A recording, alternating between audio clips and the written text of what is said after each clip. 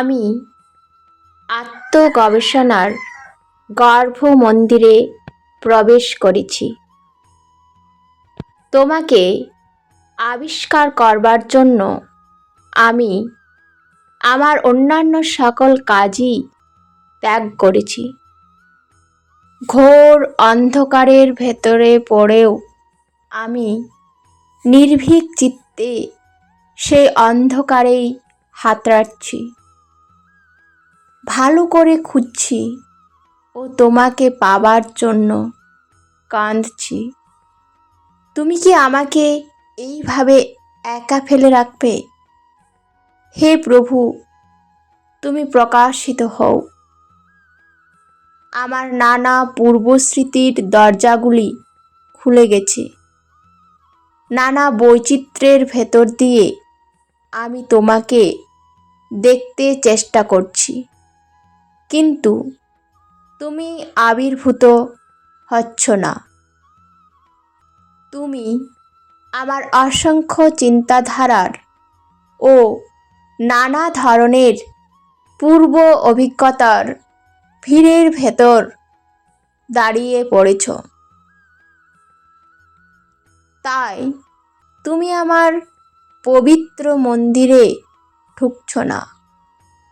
এখন আমি অতীত চিন্তার বড় দরজাটি দৃঢ়ভাবে বন্ধ করে একমাত্র তোমাতেই আমার মনকে নিবিষ্ট করলাম। গভীর মনসংযোগের ভেতরে একটি ছোট্ট বাতির আলোর মতো ক্ষীণ দীপ্তি অনুভব করে দীর্ঘস্থায়ী প্রার্থনায় রত হলাম।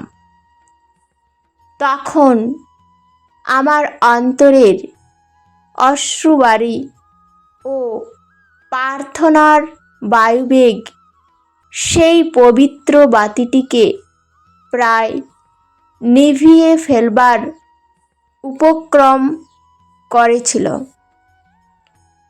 আমি আর কোনো বাক্যের দ্বারা প্রার্থনা না করে প্রবল আবেগ নিয়ে তোমার বহির্জগতের শ্বাস প্রশ্বাসকে সংযত করলাম, যাতে তারাও নিঃশব্দ হয়।